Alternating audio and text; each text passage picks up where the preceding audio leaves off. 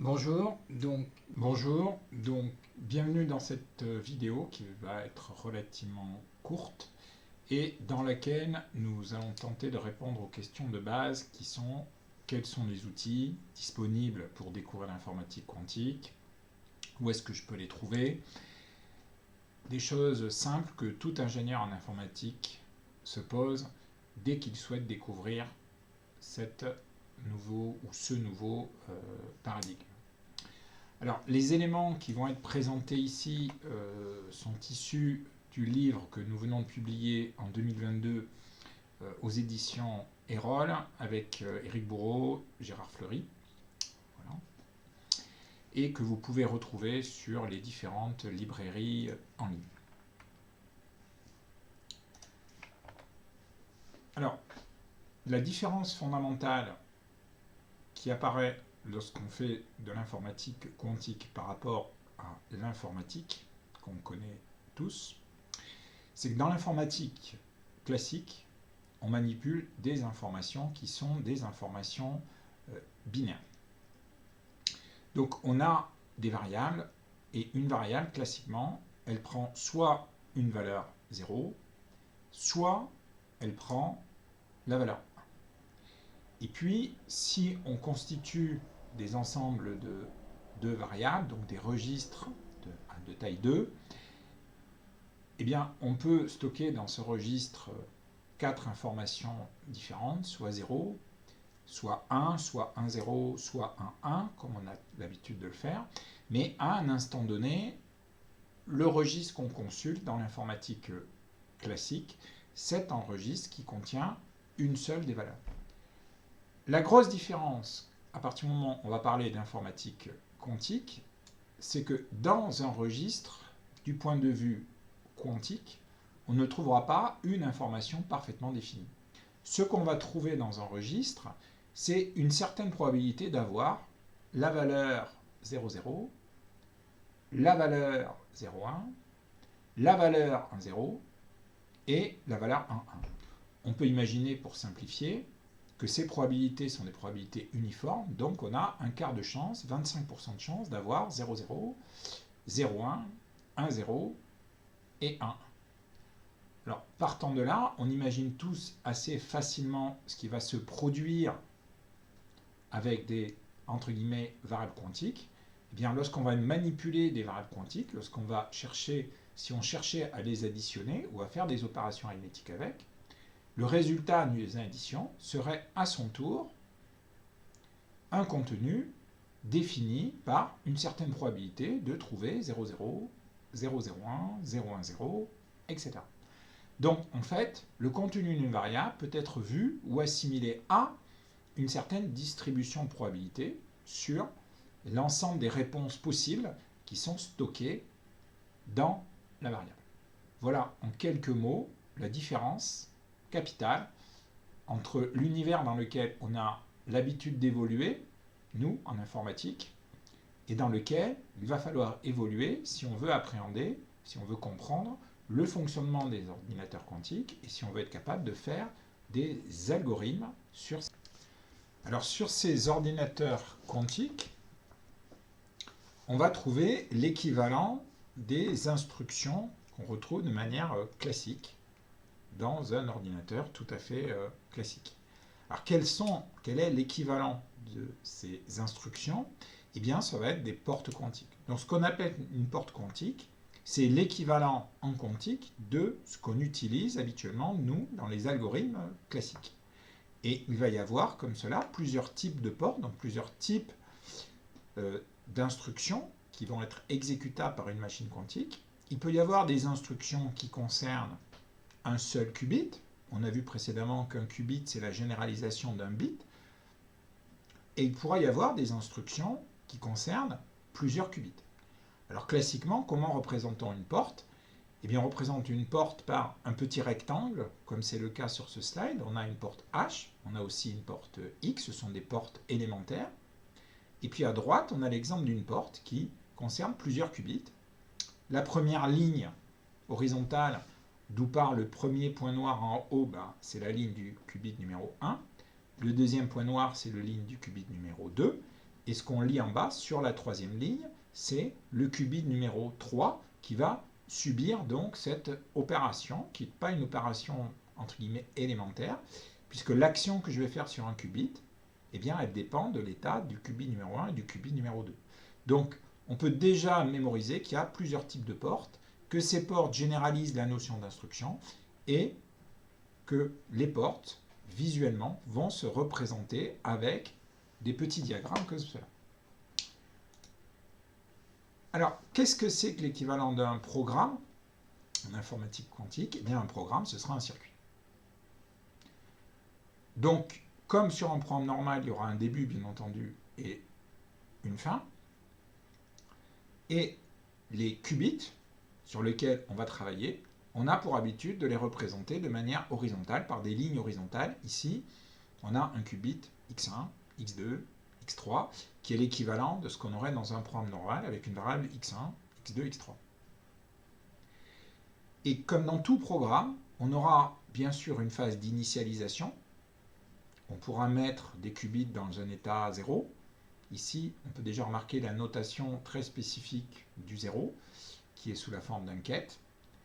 Et au milieu, on aura réellement une partie où on va spécifier l'équivalent de l'algorithme qui va être exécuté sur la machine quantique. Et ce qu'on va obtenir en résultat, on s'en doute déjà, puisqu'on a précisé tout à l'heure que l'équivalent d'une variable en quantique, c'était quelque chose qui allait être lié à une distribution de probabilité. Ce qu'on va obtenir comme résultat, évidemment, c'est la réalisation, une réalisation, donc un résultat qui va être issu de cette distribution de probabilité. Alors comment, une fois qu'on aura créé un circuit, est-ce qu'on va pouvoir l'exécuter sur une machine quantique? Eh bien, il va falloir travailler d'une manière peut-être pour laquelle on a un peu perdu l'habitude.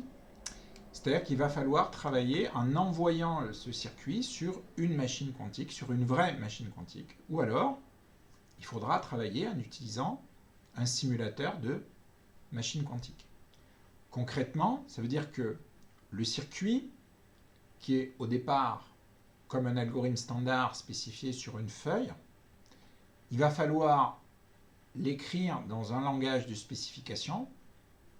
Ça peut être Python, par exemple, mais aussi, pourquoi pas, Java, en utilisant une API fournie par un fournisseur de solutions quantiques, les plus connus, QLM fourni par Atos, mais aussi Qiskit fourni par IBM, mais il y en a d'autres.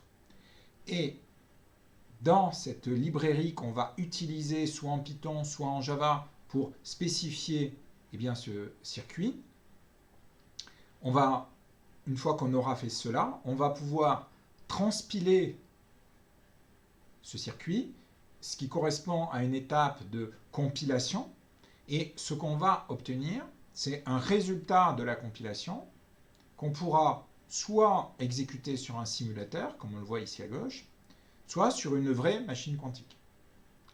Alors si on l'exécute sur un simulateur de machine quantique, on pourra le faire en local sur son PC, sans difficulté, mais on verra par la suite que l'exécution de ce simulateur va être une tâche assez coûteuse en temps de calcul et en ressources mémoire, parce que un circuit, lorsqu'on veut le simuler, génère beaucoup de calculs matriciels, de grandes matrices, de grande taille, et ça c'est difficile. On peut aussi trouver des simulateurs qui ne sont pas en local sur un PC, mais qui vont être sur une machine distante, qui peuvent être fournis par des fournisseurs d'accès, et qui, pour certains d'entre eux, bien entendu, auront des capacités bien supérieures à ce qu'on pourra faire avec un simulateur local sur son PC de bureau.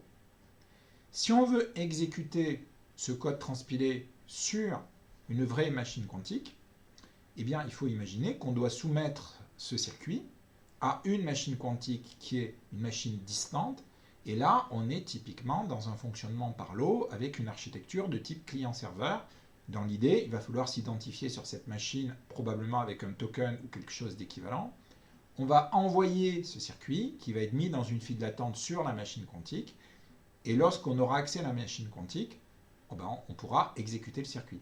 Donc soit on récupérera le résultat immédiatement avec une connexion synchrone, c'est tout à fait possible, surtout si la machine quantique n'est pas trop chargée, soit eh bien, il faudra périodiquement aller voir si le résultat d'exécution il est disponible. Alors, où trouve-t-on des machines quantiques? Il y a plusieurs fournisseurs de machines quantiques, ils ne sont pas très très nombreux, mais il y en a plusieurs. Alors, IBM est un des fournisseurs de machines quantiques. Si vous voulez voir la liste des machines quantiques qui sont proposées par IBM, eh bien, je vous invite à vous inscrire sur le site de chez IBM. Et il y a un certain nombre de machines accessibles directement avec un compte gratuit. Ce qui est important d'analyser, c'est que les machines qui sont proposées aujourd'hui pour faire des expérimentations, ce sont des machines qui, aux dernières nouvelles, pour certaines d'entre elles, peuvent atteindre jusqu'à 100 qubits, ce qui est tout à fait remarquable par rapport à ce qu'on trouvait il y a quelques années. Et puis, en consultant attentivement les caractéristiques de ces machines, vous pourrez constater que la qualité des qubits est parfaitement référencée, c'est-à-dire le bruit du qubit. Alors, c'est une information qui est vraiment très très importante, hein, puisque chaque fois qu'on va utiliser un qubit, si on utilise un qubit un très grand nombre de fois, eh bien, la distribution de probabilité qu'on va avoir, elle aura un certain, entre guillemets, bruit de fond très très embêtant, et au bout d'un assez grand nombre d'opérations, on n'arrivera plus à distinguer les résultats du bruit de fond. Donc c'est une information à consulter et à analyser qui peut être limitante pour certains circuits. D'autre part, vous pourrez constater aussi que ces machines, elles ont toute une certaine topologie, et que les qubits, qui sont représentés ici par des petits ronds en couleur, eh bien, ils ne sont pas connectés à tous les qubits, loin de là. Alors, ça veut dire que si on reprend l'exemple de la porte quantique précédente qui utilisait les 2 premiers qubits et qui agissait sur le troisième, eh bien potentiellement, cette porte pourrait ne pas être exécutable en fonction des numéros de qubits qui ont été choisis. Alors, fort heureusement, on peut toujours passer par des qubits intermédiaires, avec un petit prix à payer, mais aussi au moment de la transpilation, on peut aussi affecter ces portes, ces instructions, à des qubits particuliers, en prenant en compte la fiabilité du qubit, mais aussi les connexions qui existent entre ces qubits. Bon, l'ensemble de ces réflexions est détaillé dans le chapitre, mais je ne vais pas m'attarder plus que cela sur ces considérations. Alors, vous trouverez aussi comme fournisseur, moins peut-être connu, mais tout à fait possible, Rigetti, voilà, qui possède à ce jour moins de machines, en tout cas affichées sur son site qu'IBM, mais vous pouvez vous enregistrer et demander un accès à leur machine. Honeywell est aussi un fournisseur de solutions quantiques. Alors, pour faire un zoom sur une de ces solutions, vous pouvez, si vous le souhaitez, vous connecter sur le site de chez IBM qui fournit un ensemble d'outils dans une librairie qui s'appelle Qiskit. Alors, IBM a développé un partenariat tout à fait particulier avec l'université de Montpellier et fournit de manière gratuite beaucoup d'exemples à visée pédagogique sur leur site. Voilà. Ils fournissent à la fois des solutions d'accès à leur machine quantique, mais aussi des simulateurs. La librairie Qiskit est une librairie de bonne qualité qui est assez facile à prendre en main. Et si vous êtes intéressé par l'informatique quantique, c'est une bonne solution, c'est une bonne alternative. Pour utiliser cette librairie, rien de plus simple, il vous faut un environnement de développement Python, et l'installation, c'est simplement un pip install Qiskit. Au moment de l'enregistrement sur le site de chez IBM, vous récupérez une clé qui vous permettra de vous identifier. Et donc, potentiellement, vous pourrez exécuter vos propres circuits sur les machines quantiques de chez IBM. Alors, typiquement, si vous consultez le site web de Qiskit, vous verrez que le code se structure facilement. Il faut évidemment choisir, si vous le souhaitez, une machine quantique sur laquelle vous souhaitez exécuter votre circuit. Il y a bien entendu une étape de compilation. On le retrouve ici dans la librairie avec le mot transpile que vous avez ici au milieu du slide. Et ensuite, on peut exécuter ce circuit.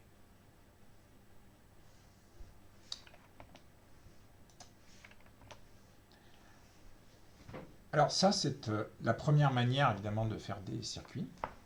C'est pas la plus facile au début, et lorsqu'on est en phase de découverte, d'apprentissage, il y a d'autres alternatives qui consistent à faire des circuits quantiques, non pas en manipulant une librairie Qiskit ou la librairie QLM, mais en utilisant des outils graphiques de spécification. Il en existe plusieurs. Un très bon outil, c'est l'outil qui est fourni par IBM. Alors, qu'est-ce que c'est cet outil? Rien de plus simple, on va construire un circuit en faisant des drag and drop à la souris. Qu'est-ce qu'on retrouve en haut? Eh bien, on retrouve ici l'ensemble des portes qui sont proposées, et horizontalement, on retrouve les qubits. Vous voyez ici à droite, c'est le code compilé. Et en dessous, ça ne se voit pas ici sur ce slide, mais en dessous, en bas de la page, eh bien, on obtient une représentation graphique des solutions. Donc ça, c'est le composer de chez IBM. C'est un très bon outil d'apprentissage et vous y avez accès dès que vous avez créé un compte sur le site de chez IBM. Alors, bien sûr, des remarques similaires s'appliquent à d'autres solutions que la solution IBM. Et en particulier, vous pouvez consulter la solution QLM qui est disponible à l'adresse suivante et pour lequel vous trouverez un très grand nombre d'exemples fournis en particulier sur un GitHub.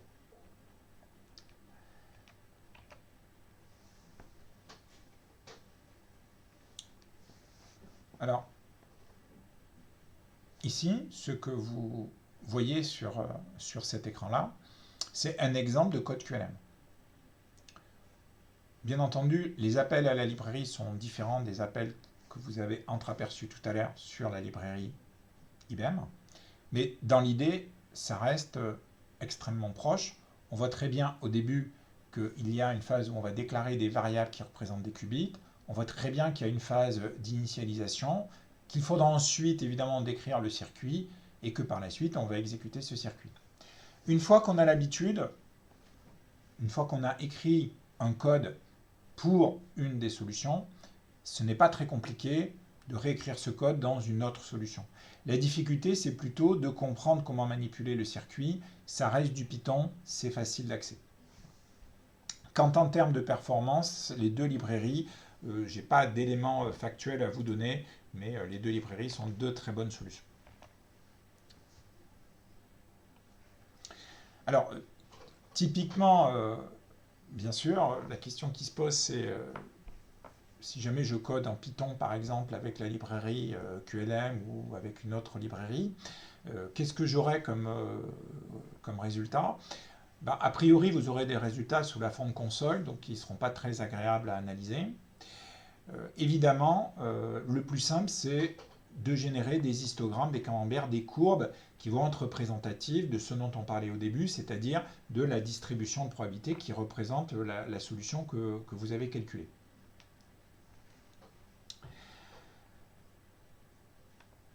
Alors, des solutions alternatives, c'est deux poids lourds dont on vient de dire deux mots. Il en existe d'autres. Il y a la solution de Microsoft, qui est aussi une très bonne alternative, et que vous trouverez à cette adresse-là, et qui peut aussi être testée. L'avantage, c'est que l'intégration dans les environnements de développement Microsoft est quasi immédiate, pour peu que vous ayez l'habitude de manipuler les outils de type Visual Studio. C'est un simple clic et l'installation est automatique. De la part de Microsoft, c'est une librairie qui est proposée en Q#. Ça change du Python. Le Python, c'est un langage aujourd'hui qui a le vent en poupe, mais il n'y a pas de difficulté particulière avec Q#. Et les résultats seront exactement de même nature. On ne peut pas terminer cette présentation, ou on ne peut pas faire de présentation sans parler évidemment de la solution Google dont on entend beaucoup parler dans la presse. Donc la solution Google, c'est une solution Python qui s'appelle Cirq, C-I-R-Q, que vous retrouvez là, et qui est aussi une très très bonne alternative aux trois précédentes. Alors, comme on a pu le constater, c'est plutôt des langages interprétés de type Python ou Q#. Ce ne sont pas les seules solutions. Il y a aussi des solutions Java. Donc ici, la solution de Johan Voss, que vous pouvez tester sur Internet, qui est particulièrement agréable à utiliser parce qu'elle donne la possibilité de générer des circuits, comme on peut le voir ici, visuels de manière extrêmement simple, en quelques lignes de code, et donc ça facilite quelque part le débugage de son code. Et ensuite, si vraiment on recherche de la performance et qu'on veut se tourner vers des langages compilés, il y a aussi des solutions en C++ comme Quest, que vous pouvez faire tourner, par exemple sous Windows, pour peu que vous ayez un environnement de type Qt Creator. En tout cas, il faut disposer d'un compilateur de type MinGW. Mais c'est aussi une alternative possible. Voilà. On pourrait continuer cette liste encore longtemps. Il existe bien sûr des solutions multiplateformes. En voilà une. Allez sur le site quantumcircuit.com et vous aurez des circuits moins jolis peut-être que d'autres solutions, mais qui pourront être manipulés de manière extrêmement rapide. Il y a aussi, il faut en avoir conscience, des solutions indépendantes, des petits logiciels indépendants qui permettent de faire ces circuits. Je vous invite à tester QUIDE, qui est une très bonne solution et qui est une solution tout à fait efficace.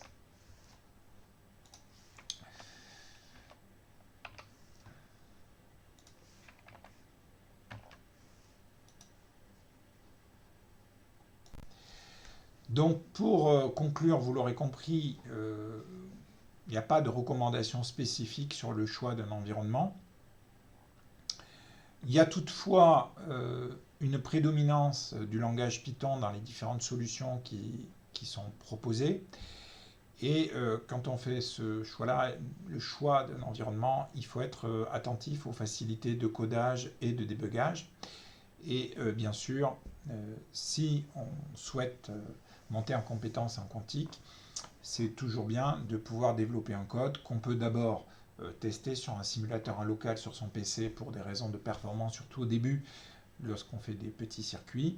Et ensuite, si on peut accéder à des vraies machines physiques pour faire les tests, c'est encore mieux. Dans le livre, on s'est focalisé sur l'environnement QuizKit.